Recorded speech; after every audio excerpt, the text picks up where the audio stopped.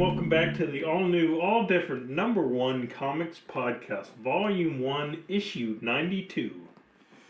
Issue, Bob, because I have issues, you have issues, and comics have issues. But we have problems saying issues. Issue, episode, it's all the same. Episodic issues, as you've coined. You know, Yeah. I like that term. Yeah, that's going to be my go-to from now on. But as always, we are a comic book podcast that take a brand new #1 issue that hopefully has come out this week. This one certainly did, Bob, so we don't have to worry about that. Correct. So would you like to tell everybody what it is this week? Yeah, of course. We're covering from Marvel Comics Mystique, Volume 2, Issue number 1. I know, surprisingly, as old as the character is, this is only Volume 2 of her solo comic. Yeah, super crazy. I don't even remember how many issues that first volume was. It was probably, you remember when everybody was getting like a 4-issue limited, like Gambit got his solo. Oh, yeah. Rogue got a solo. I'm sure Nightcrawler got a solo. How long did it go? Bob, you're going to be surprised by this one. Issues 1 through 24. Wow. Yeah, and that was 2003 to 2005. Wow. Took a long time for Mystique to get a solo series. I was going to say, first of all, because everybody was getting their own solo series in the 90s.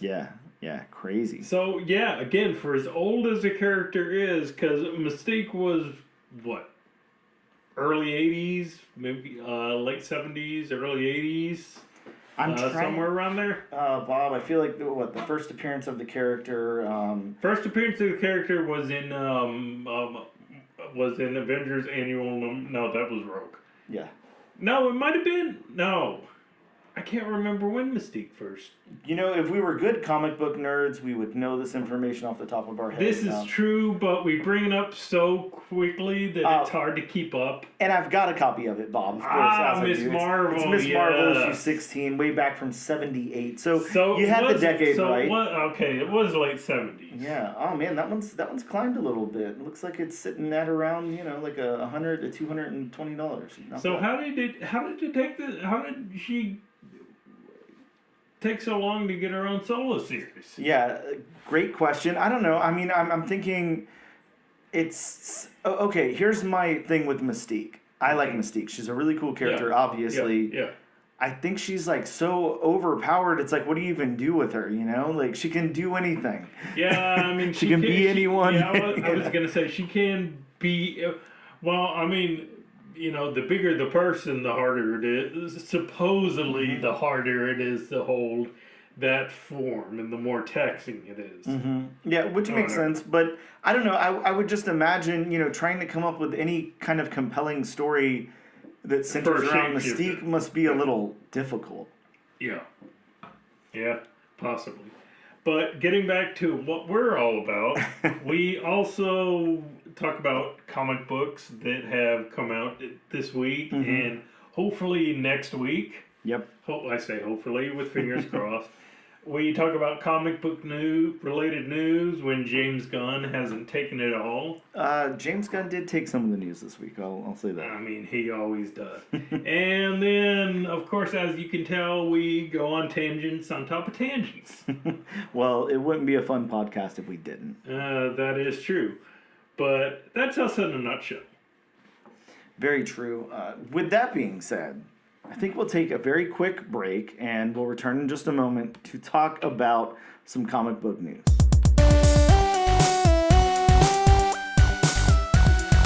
Hey, and welcome back to the all-new, all-different #1 comics podcast, issue number 92. Bob, it is comic book news time, and something happened this past week. I don't know if you heard of it. A little just a really small little like get together, comic book convention, New York Comic Con 2024, Bob. It sounds familiar. Yeah. It sounds familiar.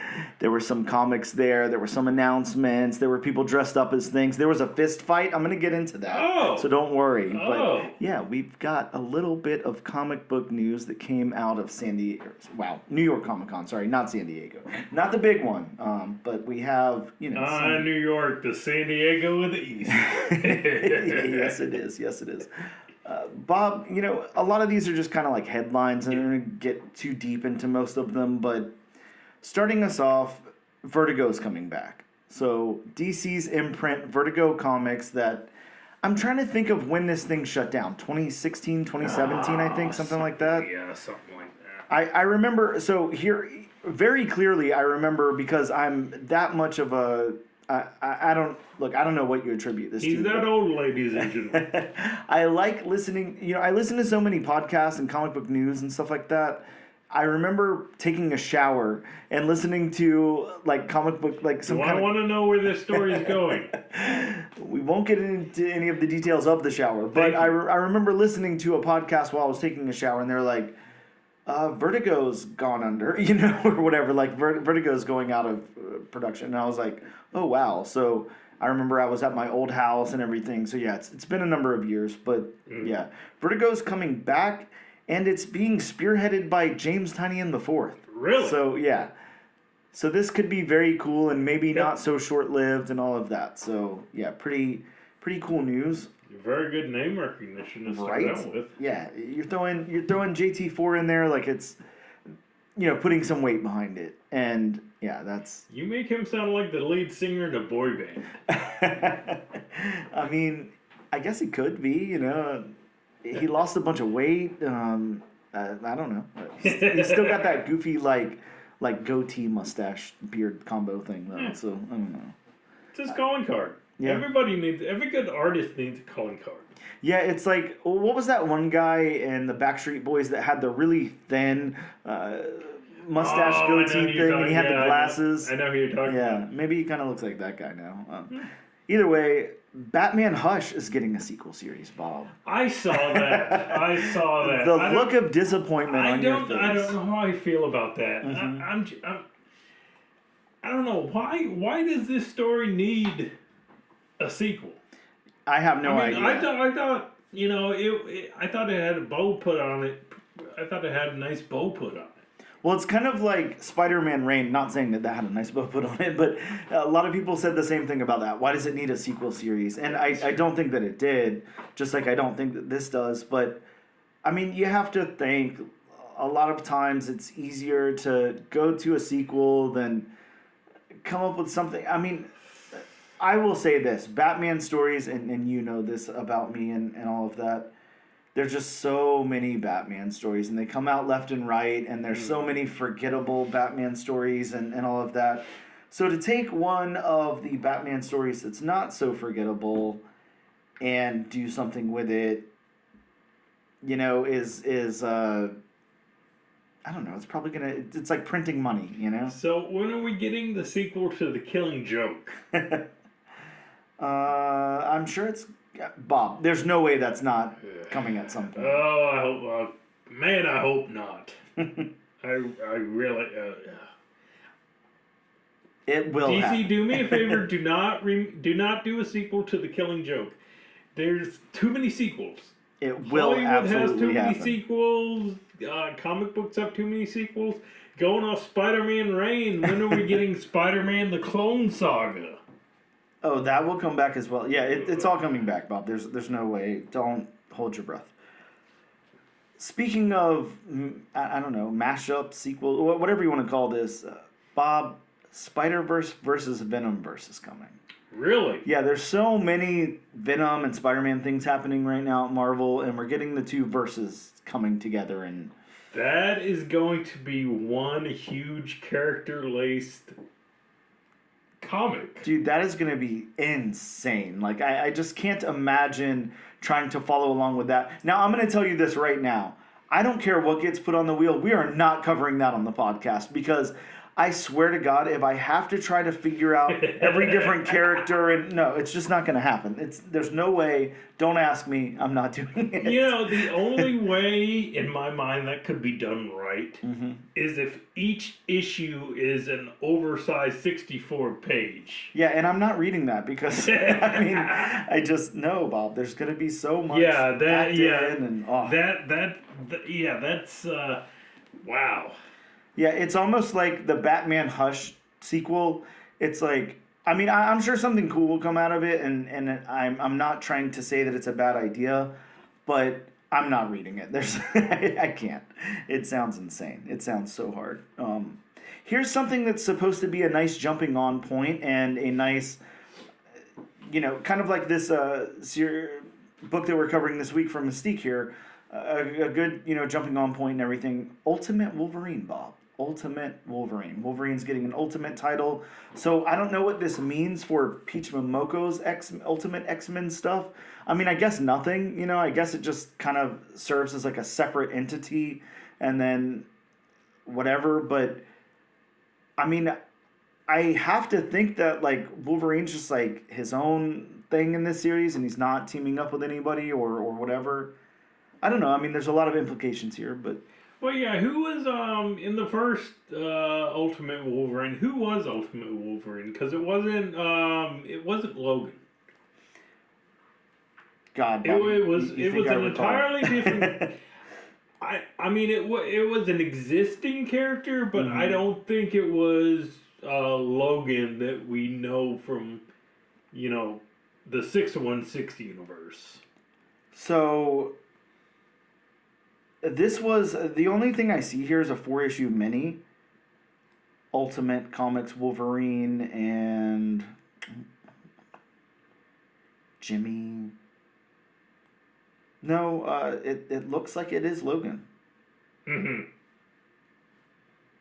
Yeah, I don't know. I mean, I have to... Oh, okay, James Howlett.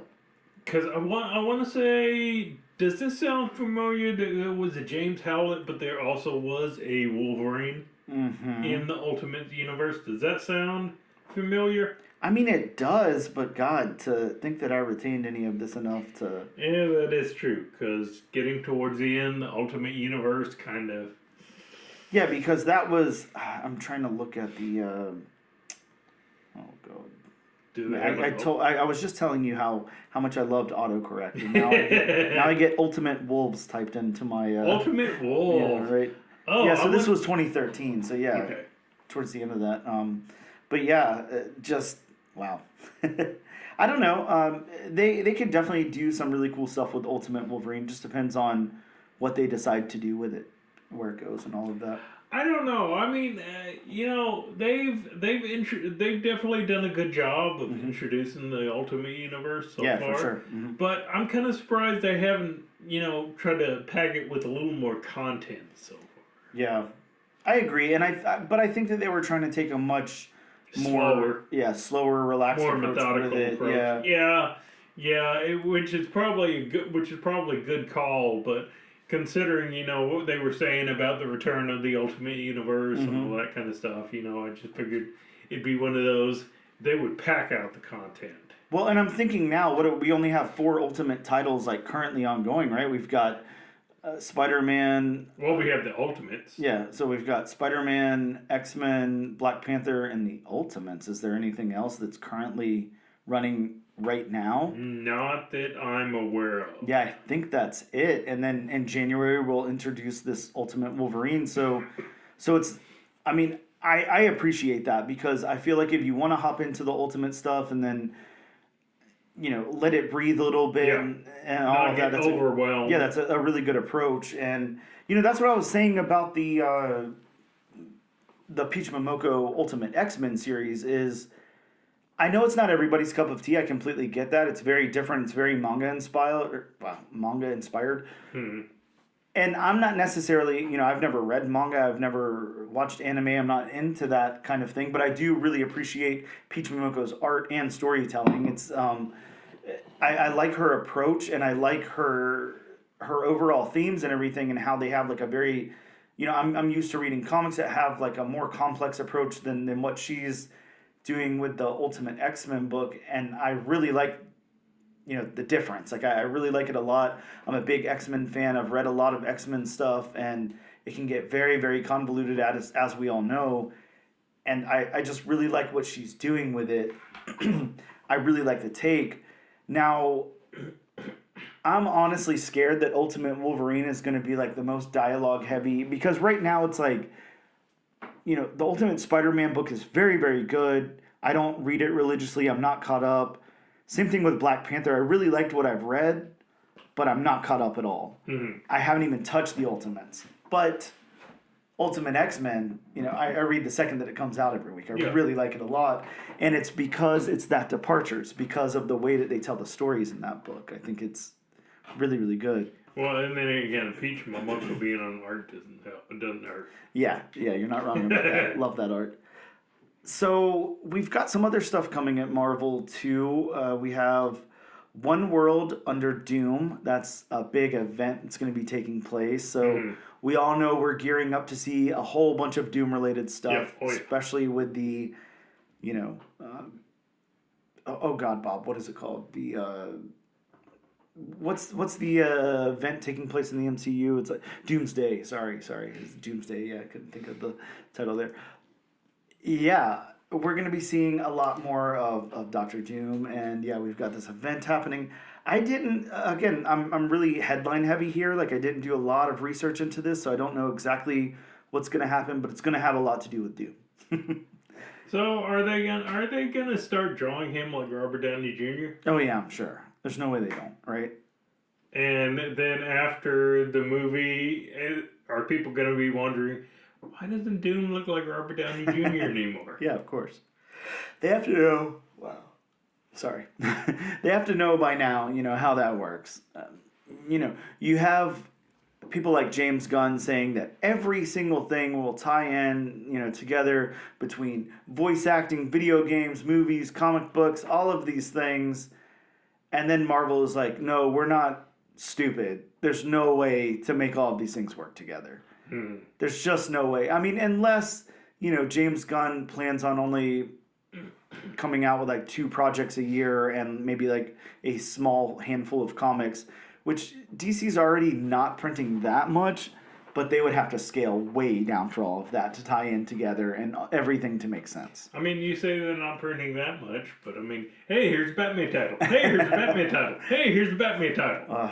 Well, speaking of, that's my next little bit of news, Bob. Speaking of Batman titles, DC is canceling Batman forever. They've killed off Bruce Wayne, and it's done. Oh. Are you disappointed? They're not really doing either of those things. But we also have His name is Daniel Hastings, ladies and gentlemen. Shh, no, it's not. We also have a little bit more of Doom news. So Doom Academy, a Strange Academy sequel series. Really? Yep. That's coming. Headed up by Dr. Doom. Yeah.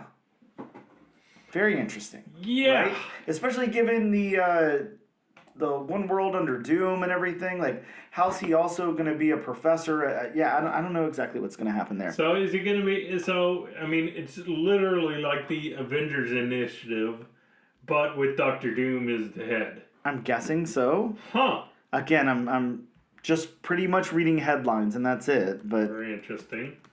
Yeah, there could be way more information about this. I don't know. Let's see if I can find something that, really... Oh yeah, this is way too much reading for me to just kind of do on air without... I mean, the cover looks great, though. We've got our Strange Academy people that we know and love, and... Okay, so... Doom Academy. So he's basically just taking over the Strange Academy. Well, I'm going to read you this really quick. So, announced earlier this week, One World Under Doom is an overarching status quo shift coming to Marvel Comics, the likes of which have not been seen since 2008's Dark Reign. Wow. Spinning out of Blood Hunt, where Dr. Doom manipulated Doctor Strange into passing him the mantle of the Sorcerer Supreme. One World Under Doom sees Doom accomplish his ultimate goal as he uses his power to take over the entire world.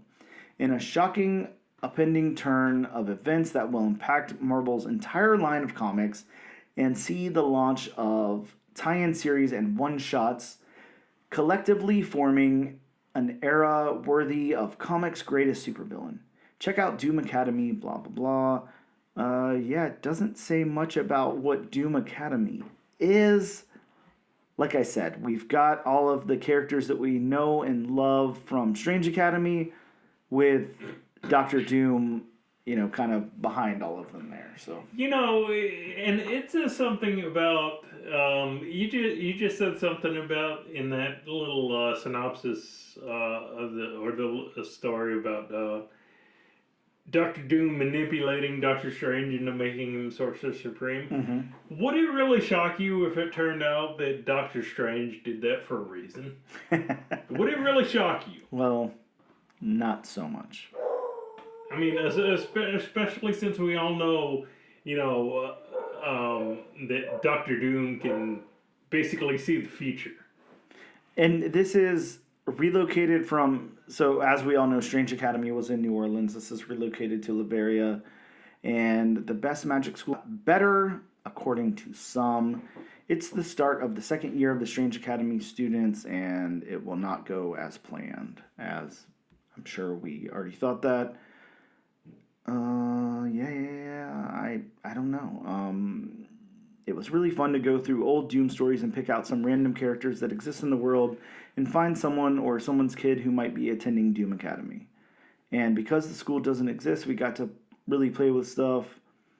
Blah, blah, yeah. Yeah, I mean, they're not really spilling any details here. It's not going to happen, so. Whatever it is, sure, it's cool. So, speaking of, how I told you about the Peach Momoko thing, about the fight, all of that. Yeah, man, there was a line, there was an announcement, of course, that Todd McFarlane made that Spawn was getting like this exclusive variant cover for a Spawn. I don't have the issue number in front of me, but a Spawn book, probably one of the most current ones or whatever, with Peach Momoko doing an exclusive con variant. So, everybody lined up in this line and everything, and of course, people got in a fight. There was a fight, Bob, at Peach Momoko's line at New York Comic Con. So. Oh, that's as a comic book fan, that is very depressing. Yeah, terrible, right? So that's what's going on there. And again, I mean, I don't want to sit here and just, talk all of this news, but I'm just going to rattle through some more headlines because there's just a lot. So, Dune Prophecy had a trailer and a release date. It's going to premiere on November 17th. So that's coming up very, very soon for everybody who's into Dune. That will be on HBO Max streaming. Creature Commandos got another trailer and a first look at Clayface. Whatever. Okay, that's gonna premiere on December 5th. I don't know, man. I'm still like, I don't even know if I'll check it out, but we'll see.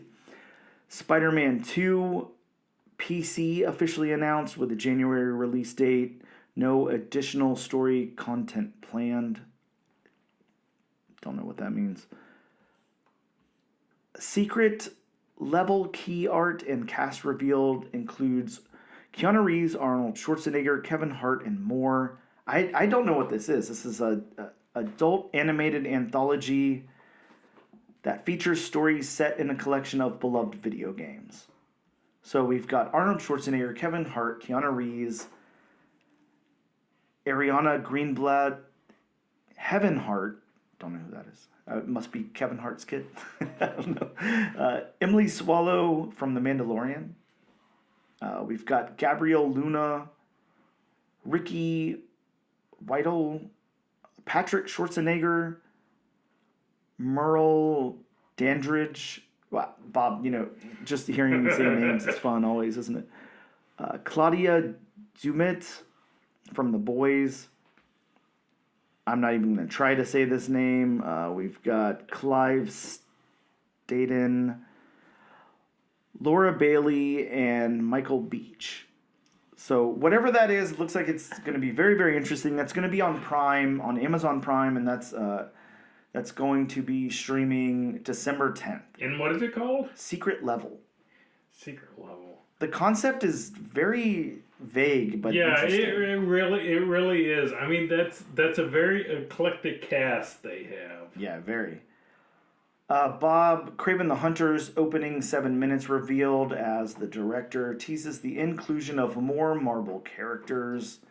And you talked a little bit about some news with Kraven with me. I did. I don't know if you want to talk about that here, but so I don't know exactly what this means, but you know how the U.S. has the MPAA. Yep.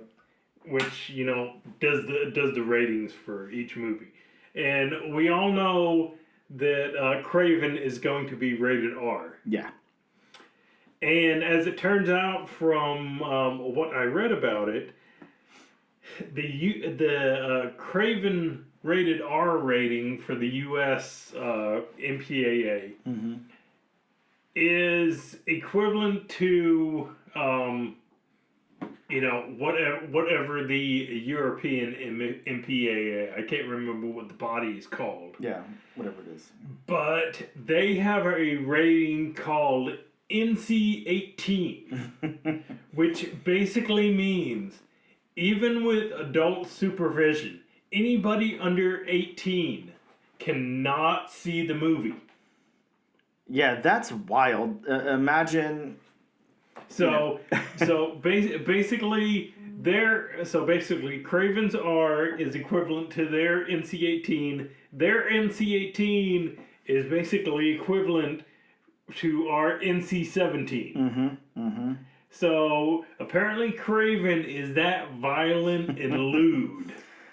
That is insane. Yeah, but I'm not gonna lie. I'm still looking forward to it. I don't know. I still have some hope that it's going to be awesome. I kind of want to see it just to see how R it is, just to judge for myself. That it is it that insanely violent? Because there have been some violent movies in the history of cinema.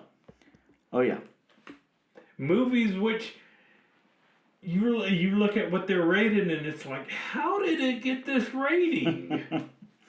Yeah, especially movies in the 80s. You're not wrong there. Oh, children's movies in the 80s. I haven't gone back and looked, but I feel like, back then we got like PG-13 movies and stuff, and it was like still okay to like show like a bare-breasted woman. Well, here's just a few. Here's just a few. An animated movie like Watership Down.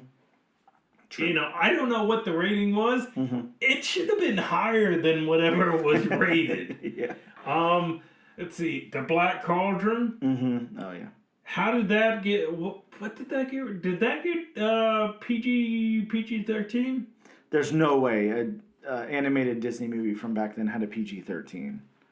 I will look. I mean, how would it even got a PG rating? That was PG. How that got a PG rating, I do not know. Yep. Let's see. I know there are some. Even Labyrinth. Labyrinth was maybe what PG-13 at worst. I don't even think that was PG-13. I will look it up, but I wanted to, since we were talking about it and just so I have something to back up my bare-breasted comment, Meatballs is rated. Bob, would you like to guess the rating of Meatballs? Oh, geez. The 1979 Meatballs? comedy film. Oh, God. Jeez. I'm going to say PG-13. Bob, that is a PG-rated movie. Are you serious? Just some parental PG. guidance, and that's it. But, I seem to remember Meatballs is the one where they've got the hole in the shower in the girls' locker room so they can spy through it, and we see bare-breasted women. Yes, okay, so I thought so. PG-13. No, PG, Bob. PG, I'm sorry, PG. Bob, you could have been, I don't know, 3 and your mom could have taken you to see this movie if they wanted to, Didn't matter. Yeah, crazy. Anyways. Yes, the Labyrinth was PG, by the way. Yeah. There was no 13 back then. You had to be like I'm not even going to say the things you had to do to get a PG-13 rating, but it was not. Our generation. Look at the movies we came up with. We came up with movies where nowadays kids wouldn't see till they were 18. Oh yeah, for sure. Wow. Bob, Daredevil Born Again gets an official March 2025 release date, and Kingpin actor himself was revealing that at the Comic-Con, along with the rest of the cast, but Vincent D'Onofrio that was there, so very cool. Yeah, and apparently some of the trailer was leaked, which I have not watched. I'm assuming that Disney took that down pretty quickly. Oh yeah, I'm sure. Bob, the Fantastic Four, First Steps. Little Robot Herbie revealed, along with fresh looks at Red Hulk and Daredevil, of course. So see, all I'm imagining for Herbie is like Wally. I mean, hey, if we get something like Wally, then Herbie, I'll be very good with that. Yes. I already talked Vertigo and Hush, so no need to go back to that. There's definitely some Star Wars news, but I don't understand enough of it to really talk about it. Eddie Brock becomes the new Carnage after Venom War. Have you heard that? Yeah, I just saw that, and I'm like, wow, that's going to be kind of nuts. See, my whole thing is, of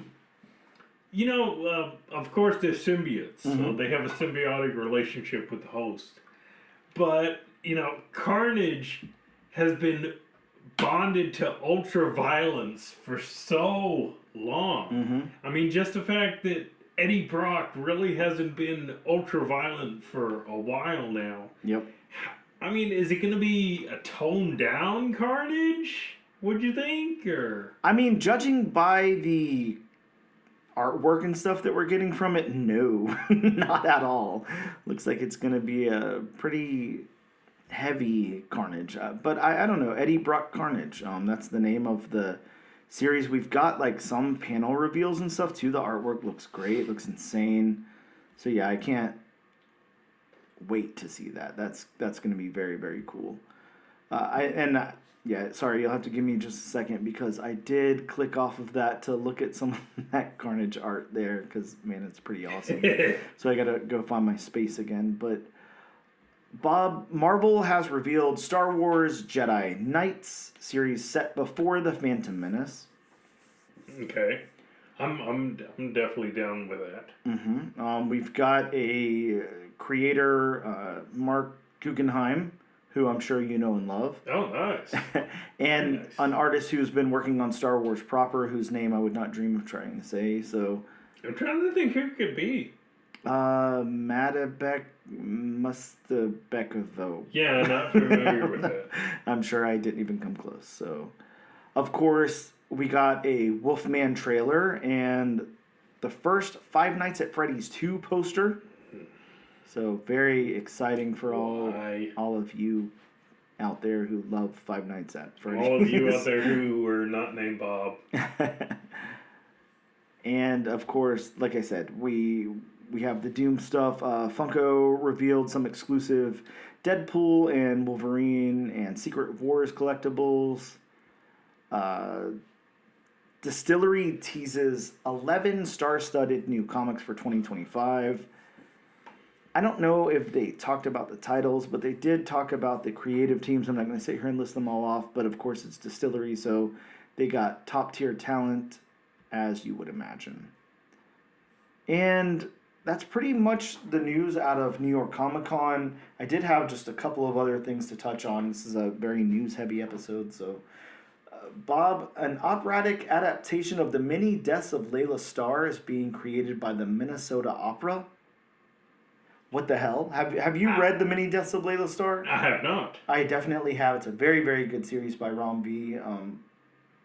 But I don't understand how this is going to happen. You said an opera? Yeah, basically? so, and I want to read you the synopsis of the book really quick. It's humanity's on the verge of discovering eternal life while the avatar of death becomes obsolete, living out her own mortal days in Mumbai. an opportunity presents itself to kill the creator of immortality while they're still an infant. So there's going to be... that sounds like... I mean, and if you look at the art for this book, like, it's already so tripped out. Like, it's like... You know those, like, really psychedelic, like, I don't know, videos and stuff that came out, like, in the, I guess, late 60s, early 70s, and stuff they would, like, compile with, like, Beatles or Pink Floyd music and stuff like that. Like, that's just already what the book looks like and sounds like anyways. And, yeah, I just don't know how you have an opera based on this. I just imagine everyone in the audience on acid. So...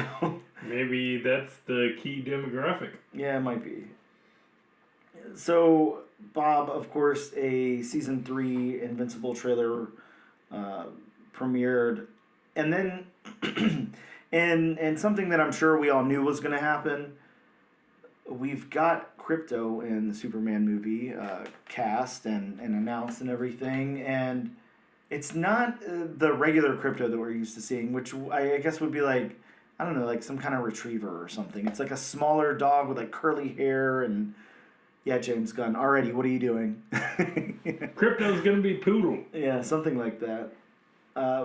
Bob, you know, Spider-Boy keeps announcing new characters over and over again, so we're getting another new champion, Hulkette, premiering in Spider-Boy 13. Yeah, we got Hulkette. When are we getting She-Hulk? When are we getting Rocket?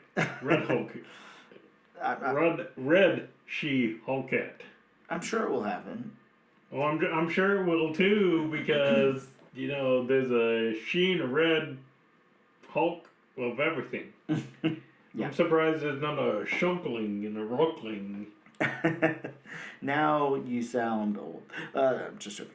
Bob, we're getting an adaptation of Amulet coming to Netflix. Amulet was a Scholastic graphic novel from 2006. I don't have a copy of that, so you know, normally I get to say I've got a copy of that, you know, for almost everything, and this one I don't get to say that. So no copies of that had on my end, but what else? That's all the news I've got. Unless you have anything. Yeah, unless you've got anything you want to go over. Not that can compete with the news you just gave. Okay, well, you know, lots and lots of news. Of course, New York Comic Con announcements. So we're going to take a quick break. We'll be back in just a moment to talk about some new books dropped in shops this week. Hey, and welcome back to the all-new, all-different #1 Comics Podcast, issue number 92. Yes, and I'm having lots of issues. Well, you guys didn't hear the issues off air, so we'll keep quiet about those, but just know that they were fun. Yeah. Bob, it's time to talk about some new books that dropped in shops. Please do. Very week. Please do. Yeah, you know, speaking of this week, We've definitely never missed an episode. Like I said, we don't miss episodes, all of that. We are like on the heels though of like being behind right now. I will say. Yeah. It's what, today's Monday. Yeah, today's Monday. We're recording. Everybody knows New Comic Book Day is Wednesday. Yeah, new books come out in just 2 days, but that's okay. We'll stay ahead. But let's talk about some new books that came out this week and not next week like I was. Sorry, not. Next week, like I just looked. Is this like a Biff Tannen betting on sports pretty much thing? Yeah, I think so. Bob, apparently from DC Comics, Batman and Robin Year One, #1 came out. I didn't see this in our shop, but it's a 12-issue series that explores the beginning of Bruce Wayne and Dick Grayson's relationship. Apparently, also Batman Full Moon came out. Bob, we haven't seen this. I feel like this was solicited to come out like weeks ago, so I don't know what's going on with it. But maybe this was the week that our shop... Oh, yeah, we are so far behind it. This is the week that our shop didn't get Image and DC books in on release day. So everybody else got it, but we didn't get it. Yeah, so I guess we can still talk about it. And Dan definitely didn't get it. No. I did get this next book, though. It's from Marvel Comics. It's Marvel's annual Crypt of Shadows. So Crypt of Shadows This one's got the first appearance of Joshua Jovian, a monster hunter, first introduced in the Werewolf by Night Disney Plus special, and the first cameo appearance of Amaranth, an apprentice of the Scarlet Witch. We got, nope, that's a New York City Comic Con exclusive, so we did not get that. From IDW, we got Exorcism at 1600 pen. Of course, Bob, you and I got to get ash cans of this book, so I don't know if you've read it yet, but yeah, this is a cool book. This is a woman struggling to balance being the first female president of the United States, boiling political tension, motherhood, and the White House becoming a demonic battleground for good versus evil. Dun, dun, dun. Yeah, so this is such a cool concept. I really, really like this concept a lot. So cool. And, of course, you know, I love the artist on the book, Vanessa Del Rey. And we do have writer Hannah Rose May on this book as well. So really cool creative team. She's an actress and model and comic book writer. So, you know, I've said this before, you don't usually get a lot of crossover of comic book writers who are also like super hot like actress models. So, you know, I mean, I'm not saying it's never happened, but it's just, we did have Amy Jo Johnson, you know. Well, but, I mean, just in the grand scheme of things, you don't get a whole lot of comic book writers who are other things in life, or who are famous for other things. Yeah, we don't get a lot of those. Yeah, no. it's cool when you do. I mean, it's become more prominent in the past 10, 15 years, but I mean, if you do the numbers, it's still probably just a drop in the bucket. Yep. Yeah, I remember when seeing things like, oh my God, Stephen King has written a comic book, you know, it was like a big deal. And yeah, and now we've evolved all the way to the point where we've got actress models writing them. So, and I will say this, that, you know, is not to take anything away from her, because I have read that Ashcan and she is super, super good. She's a really good writer. Really cool concept. I really love that concept. So I'm excited to see what she does more in the comic book industry. But yeah, really cool book. I hope everybody picked that up, because I don't know. I feel like if that doesn't turn into like a crazy horror movie, like what are the odds that anything else does? Yeah. You know, that's such a cool concept. From Marvel Comics, we got Miles Morales, Spider-Man 25, with a debut of his vibranium Spider-Man suit. Very, very cool. How about Moon Knight Fist of Khonshu #1, the first appearance of... Come on, say it. Oh, Bob, I don't know. Achilles Fairchild, a drug lord. That's what I'll go with. Is that how you say Achilles? Is it like Achilles heel? Achilles? Yes. Okay, good. Wow, that was interesting.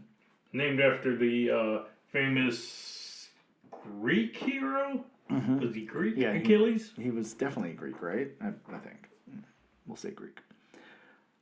Bob, of course, we got, you know, I do want to talk about this really quick again. Because I've got details now. So the Spawn issue that we were talking about, that the fight happened over, was Spawn 357 with it was limited to 1,000 copies. They're currently selling for like $250. And I just want to show you the cover really quick. Oh, wow. Yeah, that's a badass such cover. A cool cover. I mean, I'm almost kind of with them. Like, maybe I would fight somebody for that too. I don't know. I'm not usually... I don't know.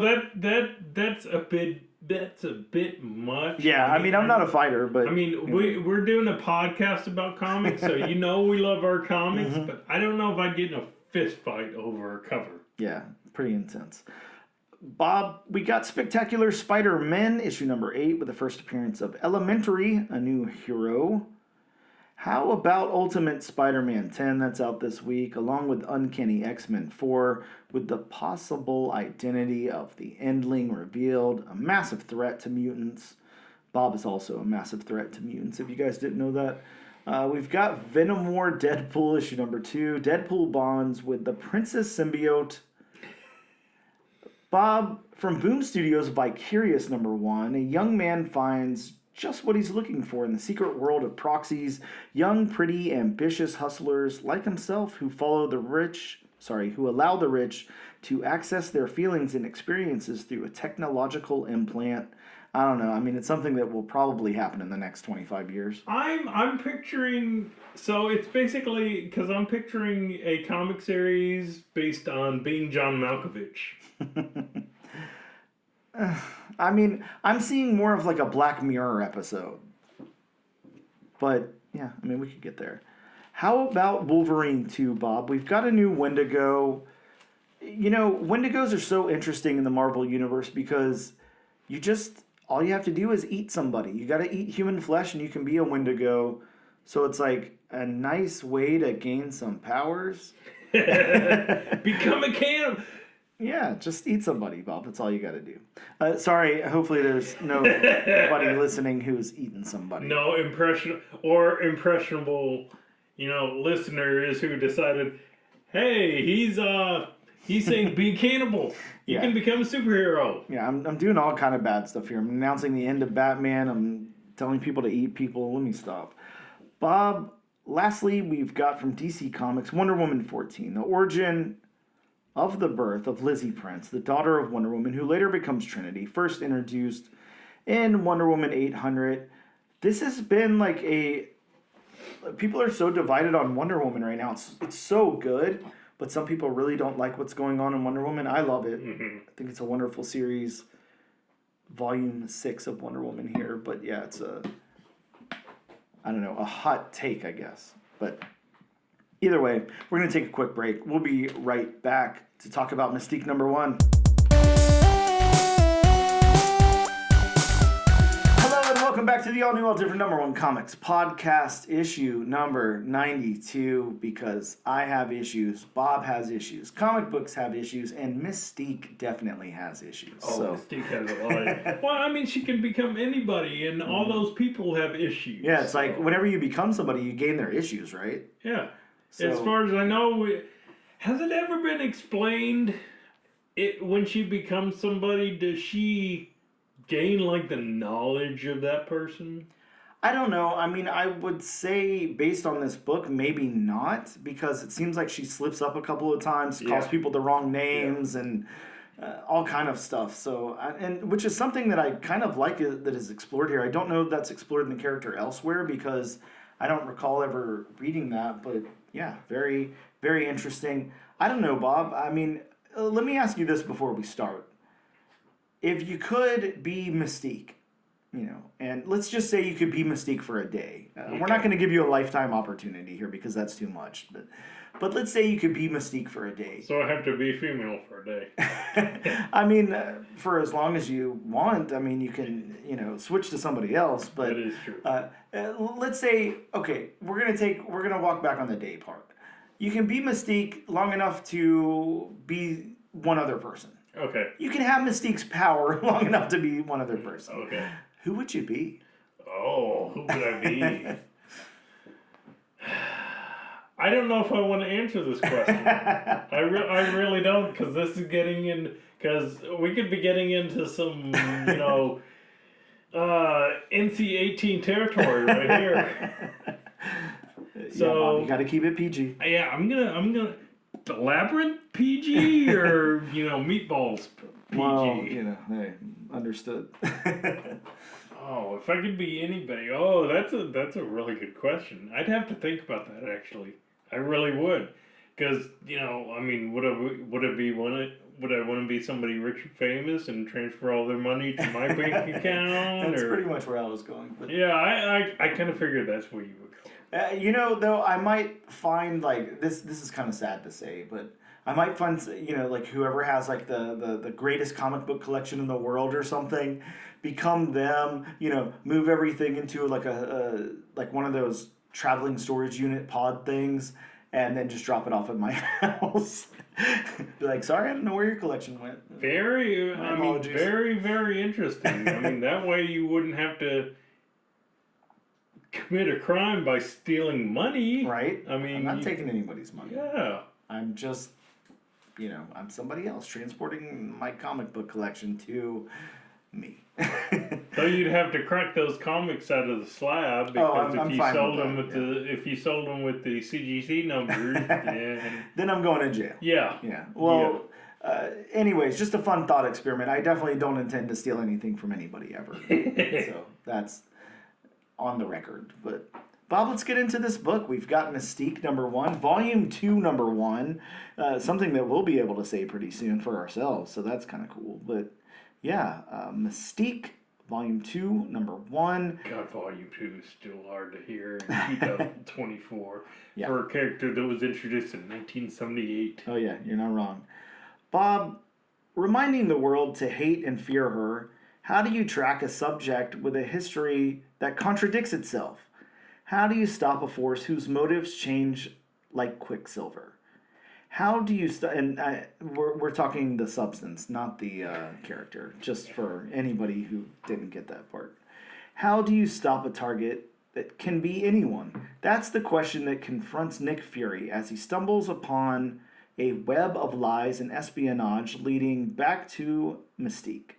From the ashes of Krakoa, the shape-shifting mutant terrorist returns to remind the world exactly why it hates and fears her. From award-winning creator Declan Shalvey, Mystique sifts through the dark underbelly of the Marvel Universe to tell a tale of action and espionage targeting Marvel's most mysterious mutant. This one, of course, written and art by Declan Shalvey. We just talked about Declan Shalvey last week, Bob. Declan was the writer on The Terminator that we just covered, a highly acclaimed book from us from Dynamite Comics. We really liked a lot. So now, yeah, it's like, when was the last time we did a double back-to-back like this? I don't know. Oh, wow. Is this a first time? Or This might be a first time.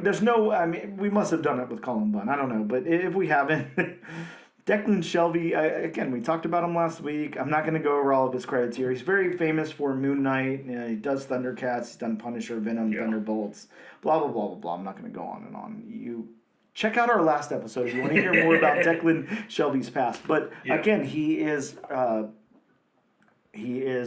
writer and pencils and inks on this book. So that's what Declan did here. He's got a dedicated colorist in Matt Hollingsworth, and letters by Clayton Cowles. So don't really need to go into any other creators. I mean, we can talk about the colorist if that's what we're doing, but colorists work on so many projects at one time. So yeah, Matt Hollingsworth, Daredevil, Preacher, Alias, Seven to Eternity, Hawkeye, Hellblazer, Catwoman. The list goes on and on and on. No need for me to go on and on and on. Yeah, we'd be here for a while if we listed all his credits. Just say that, he's worked on at least 2 of our favorite comic book series so far. Very true. Bob, how about my synopsis here? It might be a little disjointed, but I'm going to go for it. Mystique opens in a cabin in the woods surrounded by guns with Mystique inside, we assume. And over to Frankfurt, Germany, 2 weeks ago, Maverick is hunting down Sabretooth, and he's cuffed by other officers who are helping him. Mystique arrive and kill some of them, and her and Maverick then turn on each other. Mystique turns into Maverick, and they shoot him instead. Then we head over to Washington, D.C. Nick Fury Jr. is out in his... sorry, my autocorrect has messed up quite a bit of this, so it's a little hard to reread. Sure it is. Anyways, we head on over to Washington with Nick Fury Jr., and Nick Fury Sr. shows up to give his son a file on Mystique. Back over to Maverick. Mystique impersonates a cop and tries to get info on Protozoa, whatever that is, Bob, from Maverick, but he sees through her, and she's double-crossed him again and then posed as his brother. Back over to Nick Fury Jr., he asks Maria Hill for more power to hunt down Mystique, and she declines. Over to... Now, Bob, what's the name of the city? Annapolis? I can't say it. Annapolis. Oh, yeah. Annapolis, Minnesota, right? Wait, Annapolis.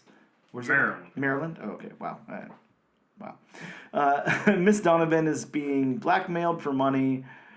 Her boat gets destroyed, and Mystique assumes her identity and heads over to D.C. She then shows up at Nick Fury Jr.'s door as his home explodes. Then we flash to 36 hours later, back at Mystique's cabin in the woods. Fury and S.H.I.E.L.D. show up and shoot Destiny, who's holding a note that reads, "It is his destiny," as the issue ends. Again, a very disjointed retelling of the comic book. See, and I'm gonna try to correct your synopsis a little bit. At least just what you said in the beginning when you had the guns drawn on the cabin. I have a feeling, after reading the comic and thinking about it, considering how it ended and the time shift, the fact that Destiny was killed and all those papers were strewn about, I have a feeling that was Destiny at the typewriter. Yeah, sure. Yeah, which would make the most sense. So. Bob, let's get into this thing. We're going to talk the story first, and then we're going to move over to art. But again, they're all by the same person other than the colors. So how did you feel about the story beats here? Before I ask you, let me just preface with, we really liked the way that Declan did Terminator. Like, we didn't have very many complaints, especially story-wise and all of that. So how does this compare? It's a very different kind of thing. It's got Marvel editors and all that, so go. I mean, it's like you said, it was different, but in a way with the going back and forth, I found it kind of similar, storytelling-wise. Yep. I mean, even though it went back and forth, I was able to follow it because just like Terminator, they made it clear that this was 36 hours later or, 10 days beforehand, which you always need as opposed to just jumping back and forth. And it's like, wait a minute, when did this happen?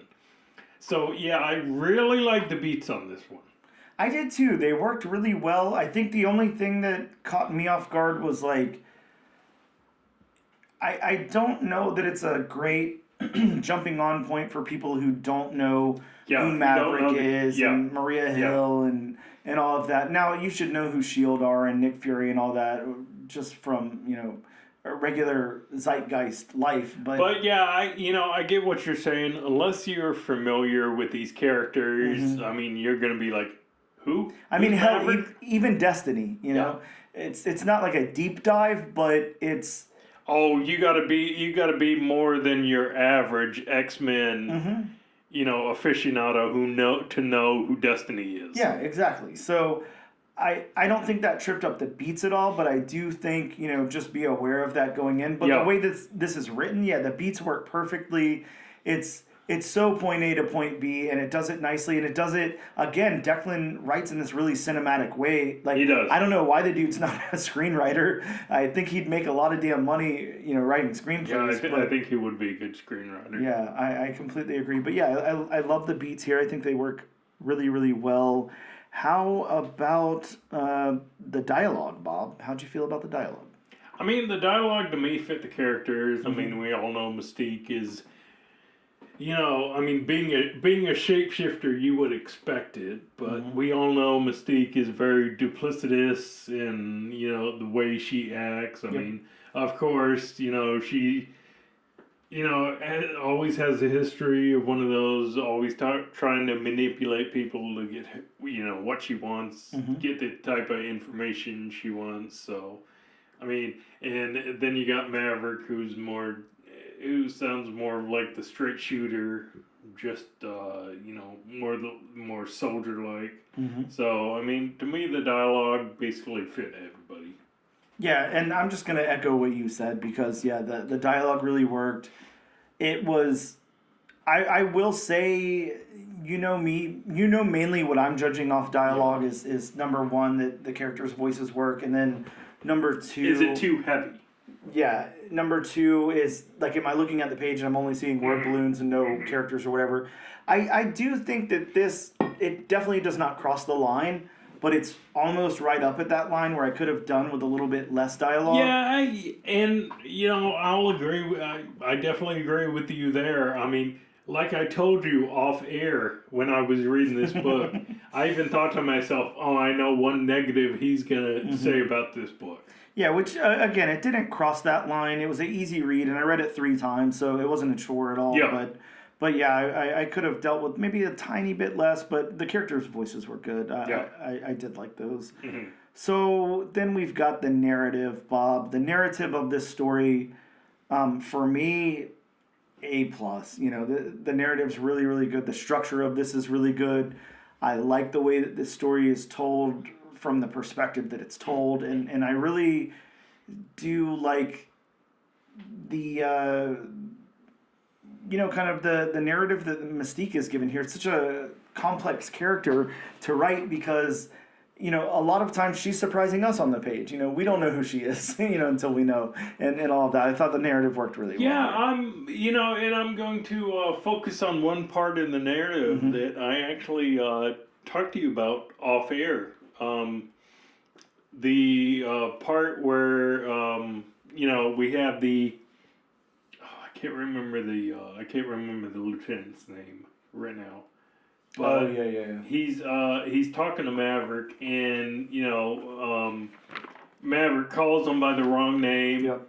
And then the lieutenant points out that you have an injury, and we all know Maverick has a healing factor, and so we think that's Mystique, and it turns out Mystique is one of the soldiers. So it was Lieutenant Abel. Yeah, Lieutenant Abel. So that's one part of the narrative I enjoyed. Again, there will be some people who get tripped up if they don't already know about Maverick, because A, you may not know Maverick even had a healing factor. Yeah. And B, you may not know that Maverick lost his healing factor, which came as a surprise to me and Dan. Yeah, not something that was super well known to either of us. No. How about the world building? This is, kind of taking place in I think Colorado in the mountains there, and then it's taking place in Frankfurt, Germany, and then Washington D.C., and then of course the overall world building of the comic book as well, right. Other than just locations too. But like the world building as far as fleshing this out. How did you feel that they fleshed out the world that this comic book is taking place in? See, yeah, I like the world. I mean, world building. I mean, it went from the darker outdoor scenes of Germany to the lighter cabin in the woods look of Colorado. Yep. And then it went to Washington D.C., which everybody knows Washington D.C. by this point. So yeah, if you've watched an action movie, you know Washington D.C. Exactly. Pretty much every action movie runs across Washington D.C. at one point or another. You got to. So yeah, I mean, I like how Declan fleshed out this world. So over to art. Again, we're still talking Declan Shalvey here, still the artist and writer on the book. So I love. Well, first of all, I'm going to say I love Declan Shalvey's work. I mean, I love his work in Thundercats. His work in Terminator was great. Yep. I mean, and yeah, his art shines in this book. I really like the art a lot too, especially once we're talking characters. I think which actually we get a lot of characters, especially on this. These two splash pages that Dan has it open to. Yeah. Oh yeah. We get lots of people in there. I think my only, it's not a critique. It's more of just a statement. But the only thing I'm gonna say is, we know that we're getting a new Mystique costume in this book, so that's what she's wearing throughout the book. It's a new costume. Mystique is a very interesting look. She's got a very interesting look. She's looks a little different in this book. But well, I mean, to me, she looks more combat ready in this book, as opposed to where she's usually, kind of thinner, has that more athletic look. I mean, and it makes sense considering this, this volume of Mystique she is supposed to be more of a spy. So to me, especially with this outfit, it's just more combat ready. It's, Kind of like that more athletic, combat ready kind of build. mm-hmm. And I like it. I'm just saying it's a take. Yeah, it's an interesting. It's definitely a different take. Yeah, the first panel where we really saw Mystique, I was like, okay, that's what we're doing with Mystique. Very interesting. But I, of course, knew that from Declan Shalvey's cover of the book. I didn't grab his cover. I got the, I think this is the Rose Besh cover, but... Yeah, I grabbed his. Yeah, I mean, I really like... This cover was too good not to get, but... Yeah. But yeah, that reveal was interesting. So, how about the backgrounds, Bob? Of course, the background's very, very important to you. Every book that we cover has to pass your background test, and we got to see if this one does or not. Oh yeah, this book definitely passes my background test. I mean, there's not a lot of panels where it's just one solid color, and I mean the ones that are solid color. I mean, it makes sense. I mean, you have this one panel where Nick Fury Jr. is sitting on the bench, and then you see a random word balloon just off in the distance, and it's Nick Fury Sr. who's talking to, his son, and then I'm trying to find the panel. I'm stalling for time. Now you just sound like me. I'm always stalling for time, so... But, I mean, even to this one panel where, they first go to Germany, and then you see the, I'm guessing, like, warehouse, refinery, factory, whatever it is in the background. You can make out all of the towers, all of the pipes, everything. So, yeah, I mean, just like in every book I've, seen of his so far, Declan has really good backgrounds. Yeah, I like his backgrounds a lot too. I think that, we're going to get into the colors in a second, but I think combined with the colors here, like it really works well. It's a very interesting, palette to go along with the art and everything, and definitely in the backgrounds, they're just, I mean, you just turn it from one, big action scene back over to DC, and it's just... The palette is so different, and the tones are so different, and all that's really cool. So then the locations, I already listed off a bunch of locations. We're in Colorado in the mountains. We're in Washington, D.C. We are in Frankfurt, Germany. We are in Annapolis somewhere. How did you feel that Declan captured these locations? Each location to me is great, and I mean they're defined great. You know what they are. Yep. You basically know where they are. I mean, even if he didn't say it was in Germany, just by looking at it, you could tell. Okay, that's definitely not in the U.S. Yeah, and I really liked a lot of these too, or all of them. I liked them all. They were all worked well, especially in the art and everything.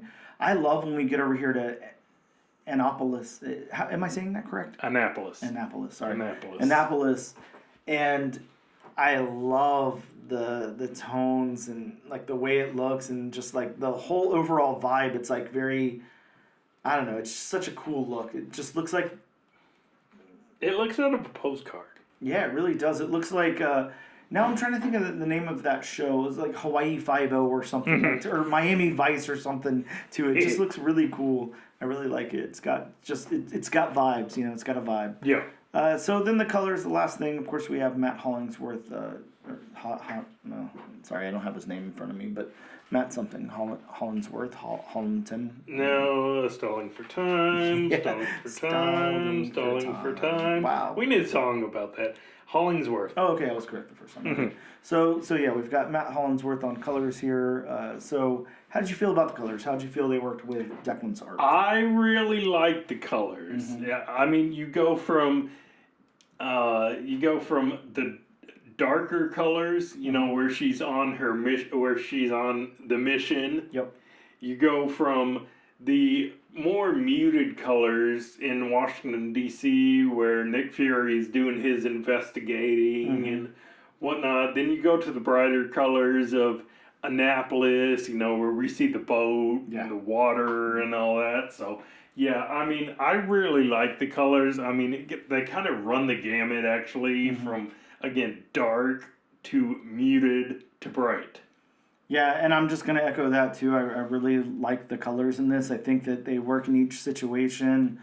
The I don't know, the shadows, the use of like shadows and those darker colors and everything work really, really well. And then we see that, he's completely capable of making a super bright, sunny, exterior. And then he's also capable of doing like a really brightly lit office in Washington, D.C. and everything. Just everything works, and he really understands the use of color. So, yeah, I'm going to say that is also a win here. Let's wrap it up, Bob. What did you think about the book overall, and is this enough for you to suggest it to our listeners? I'm going to say surprisingly, and you were probably the same way, when the wheel first landed on this, we wanted the murder at 1600 pin. Yep. Mm-hmm. Or exorcism at 1600 pin. And I don't want to say I was disappointed by the wheel landing on this, but it was kind of like, Mystique, yeah, she's a good character, but I don't know about, a Mystique-led, comic book. Yep. And I never read Volume 1. So, and I'm sure it was a whole lot different from Declan's take on this Mystique, but I really enjoyed this book. I like the whole spy thriller element. And actually, I do want to see more of, okay, is Destiny, truly dead, or is she still alive? Because if she is dead, then Raven's definitely going to go John Wick on people. Oh, yeah. That's not going to turn out. And especially with the shapeshifter, you do not want that. No, not at all. So, yeah, I would definitely recommend this to all our listeners out here. If you want a good story, pick this up. If you want good art, pick this up. If you want a combination, pick this up. So, yeah, and especially if you don't know, if you know next to nothing or nothing about Mystique as a character, I think this is a good jumping off point. But again, like Dan said earlier, be forewarned that there are characters where if you don't have prior knowledge, then you won't know who they are. But to me, this was a very, very good #1 issue. Yeah, and just to piggyback on that, like I feel the same way. I did make that statement before that you will run into a couple of characters that you don't know that well or whatever, but a quick like Google search or like Marvel database search or something will fix that. It's not too big of a deal. It was just something that I wanted to point out that was a little bit jarring for us, not knowing. But yeah, this is a very, very good book. This is definitely a win. I was the same way. I was disappointed it landed on this book, and I just thought to myself, I don't really want to. I'm in the mood for like an independent. That's kind of where I want to be. Whatever. And definitely knowing that Exorcism at 1600 pen was on the wheel. That's really where I wanted it to land. And I will say this, I maybe would have picked this book up even if we weren't going to cover it, but I definitely wouldn't have read it. Would you have gone out of your way to pick it up? No. And, maybe if anything else, just for Declan Shalvey's name. Yeah. Because I trust him as a creator, but I'm glad that the wheel landed on this. I'm glad that we covered it. It's a very good book. It's a very good introduction to the character, probably. If you like this, go back and there's plenty more you can read on Mystique. There's obviously that first volume, and you got 24 issues of volume 1. Yeah, and then plenty of X-Men stuff and everything in between, Adventure stuff. But yeah, this was great. I really liked it. I liked the art a lot. I loved the storytelling. It was a really good. It's really cool that you're able to do a espionage type of thing with a shapeshifter. That's such a cool concept. And yeah, and I'm not going to say I'm biased towards espionage spy thrillers or anything, but I'm biased towards espionage spy thrillers. famously, Captain America: Winter Soldier is one of my all-time favorite MCU best movies. Marvel movies, yeah, absolutely. And we all know, you guys can't see this because you're just listening to the podcast, but Bob does have an entire True Lies back piece tattoo. So, speaking of double crossing and espionage, and it's all a picture of of Arnold's face. yeah, I mean, it's crazy. The Jamie Lee Curtis and everything is they fit it all on Bob's back there, and he doesn't have that big of a back either. He's not a big guy. Jamie Lee Curtis was a hottie. I'm not saying she's not. I mean, there was some scenes in there that probably provided my awakening. We're PG rating. Yeah, we're skirting the PG-13 line, so we're gonna keep quiet. But if Meatballs was PG, then oh boy, all bets are off. Yep, very true. Yeah, but this was a great book. I highly suggest you guys check it out. It's really, really good. Definitely, I will say at this point that's 2 for 2 with Declan. If you see Declan Shalvey's name on something, probably just pick it up and give it a shot. Oh, to me, this is 3 for 3. Oh, yeah, 3. Yeah, sorry, I forgot. 3 for 3. Yeah, definitely. So he's quickly becoming our next Colin Bunn. So you might be replaced, Colin. I don't know. I mean, I was gonna say this is did we do Shatara on this? Yeah. So we've done 4 of his books. I don't know, actually. Now I'm lost. I don't know. I'd have to go back. We've done at least 3 of his books. Yeah. So, and we liked at least. No, we did. Yes, we absolutely did. So we liked 4 of his books. Yeah, 4 of his books. Wow. Yeah, we are getting into Colin Bunn, Kelly Thompson. Yep. Declan Shalvey's our next heavy hitter. Yeah. Wow, can't believe it. Yeah. 2 for 2 though, at least back to back, and that's really cool. So. Congrats to Declan for getting such awesome projects and doing them justice. So really, really cool. With that being said, we're going to take a quick break. We'll return in just a moment, and maybe the dogs will stop barking by then.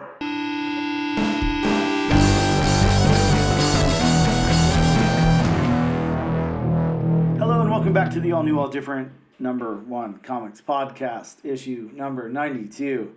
Bob, it is time to talk about some new books that are dropping in local comic book shops next week. But of course, before we do that, it's disclaimer time. Welcome to disclaimer time. Gather around for disclaimer time. Morph into somebody else for disclaimer time with Bob. I really like that. I'm gonna morph into Dan and read this alive. I can't get his voice right, but you can mess up a whole bunch and say the wrong names. That is true. Mispronounce names and say no. I'm not even gonna try. That's all you gotta do. That's true. But like I say this week, and I'll keep on saying it because it is very true.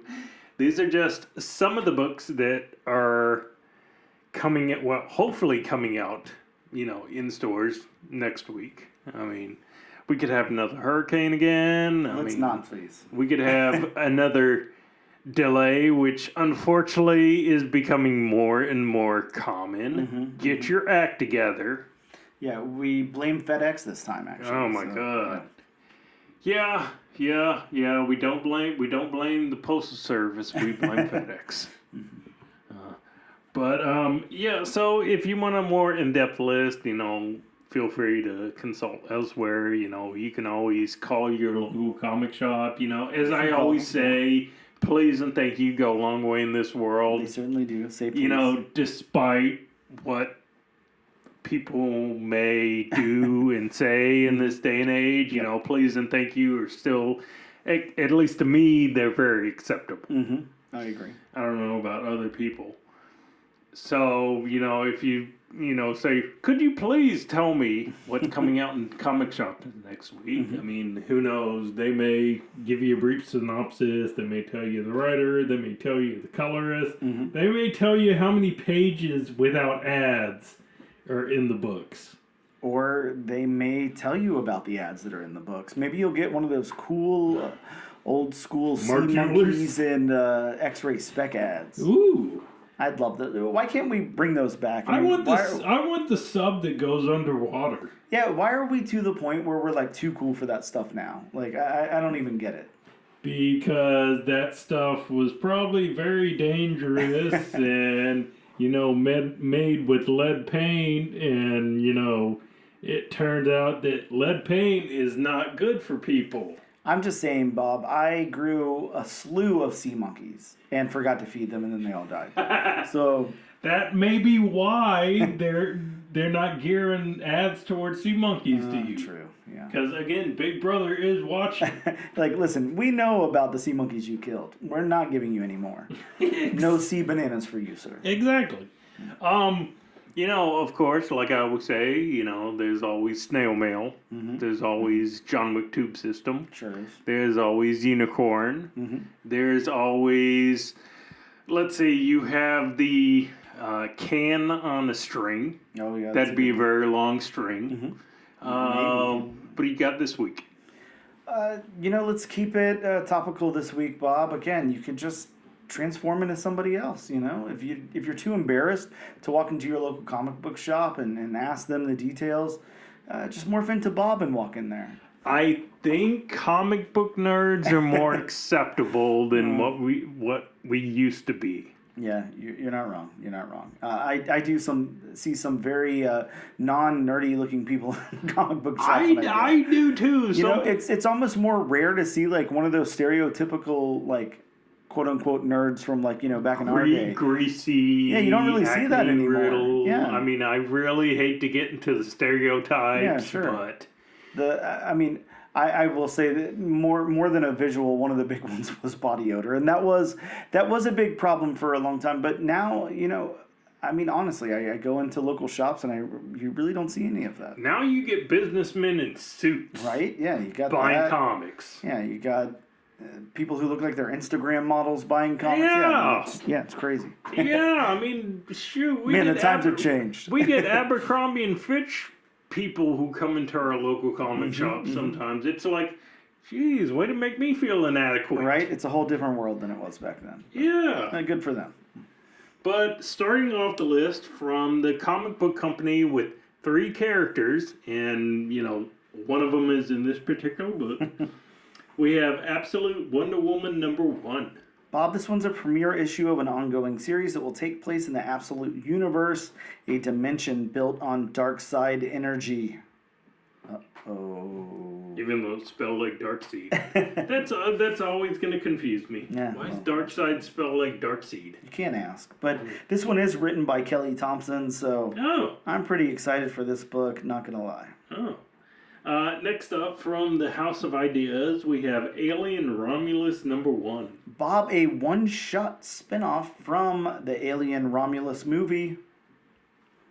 Which I haven't seen. Likewise. We have, sticking with the House of Ideas, we have Conquest 2099 #2. Man, thank you, Steve Orlando, and also thank you whoever did the cover art on this one. It's really cool. Yeah, it really is. Yeah, I like it a lot. This one's got the first appearance of Web Weaver 2099 and the first team appearance of the Death Spiders. See, I got choked up there. I'm scared of spiders, and then you say Death Spiders. That makes it even worse. Ugh. Well, I'm assuming the character who is a cross between Nova and Wolverine will keep you safe from the Death Spiders. I hope so. He looks super cool, though. He really does.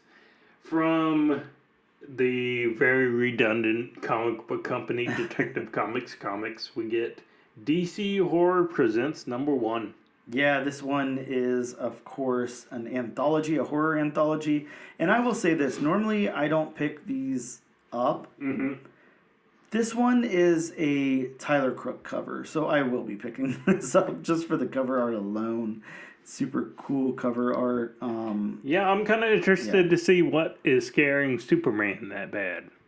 Something, that is for sure. My God, he does not look happy. No, he's not having a good day. One of Dan's favorite characters from Detective Comics, we have Detective Comics #1090. Bob, the first appearance of Scarlet Martha Scott, a geneticist with a family history related to the Waynes, and the first appearance of Asima, I don't know, Asima. Asima's good to me. Vigilante. Bob, what's up with the name Martha in the DC universe? What's going on over there? I don't know. I'm hoping her first name is Scarlet and just her middle name is Martha? Because, again, I don't want another character with the first name of Martha. Yeah, it's going to get so confusing. Why did we say that name? Martha. Sticking with Detective Comics, we have Green Arrow number 350. Bob, we possibly might get the first cameo appearance of the freshwater killer in here. No guarantees, though. I'm glad that, they don't kill in saltwater and it's only freshwater, because that would be rude, Like, the ocean's already a dirty place. We don't need, blood and stuff in there, too. So. Yeah. Well, plus they would sink to the bottom. Yeah. Plus they sink to the bottom in fresh water, so... Staying with DC, we have Green Lantern Dark number 1. Actually, I believe this came out last week. It did not. It was solicited wrong, but... Oh, okay. Bob, this one's got the first appearance of Rena Mori, a Green Lantern in a post-apocalyptic future overrun by Solomon Grundy's zombie army, and the first appearance of Lunette, a protege of Rena. Whatever those words mean, they're all in this. I mean, the words on pages, they mean something to somebody. Yep. Mm-hmm. Just maybe not you. Nah, probably not. Going back to the House of Ideas, we have a new volume of Iron Man number 1. Volume 7, Bob. This is the debut of new Iron Man armor, again, and the debut of Ironmonger armor. So will there be a new Ironmonger? I'm just hoping that they both have the same armor. They both got new armor and it's just the same armor, so you can't tell them apart. Yeah, that would be very interesting. That's what I'm going for. Going back to the very done comic book company, we have Nightwing number 119. Bob, get ready, because we have the first appearance of an unknown villain. Who could it? It could be anyone. Could be Nightwing. But we don't know. Yeah, who knows? And finally, rounding out the list, and a book I'm not sure that might have come out last week. I can't remember. No, actually. it did not. Okay. But we have from Marvel Comics, Spider-Boy number 12. Spider-Boy. This one's got the first appearance of Spider-Girl. So you might want to pick this up. Yeah, I would say so. Because spider characters have, had staying power. Mm-hmm. They have a tendency to pop off in the future. So they really do. Yeah, that's what we've got. Bob, of course, I don't know. That's about the end of the episode. I don't know what else to say, but... make sure you check us out on social media. Check us out on Instagram and all that stuff. But before we do that, Bob, of course, we've got to spin the wheel from wheelofnames.com. I wanted to give you a fake out there. That's all. Don't worry about it. Yeah, tell them the books we got on the wheel this week. Bob, we could possibly be covering Null Hunter. That's Null Hunter, not Null from the Great Venomverse. Absolute Wonder Woman, or Hour of the Wolf. Those are the 3 books on the wheel. Let's spin the wheel. I mean, I wouldn't be upset for another Kelly Thompson book. Yeah, you're not wrong. But it looks like... Bob, it looks like... Really? Wow, by the most narrow margin I've ever seen in my life, we'll be covering Hour of the Wolf.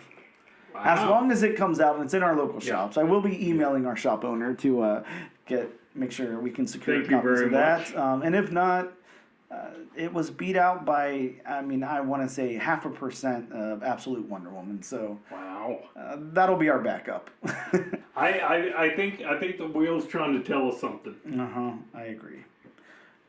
Well, again, that about wraps it up. Thank you guys so much for tuning in. Check us out on Instagram, on X, and on TikTok, and on YouTube. We're on all of those things. Just search All New, All Different #1 Comics Podcast.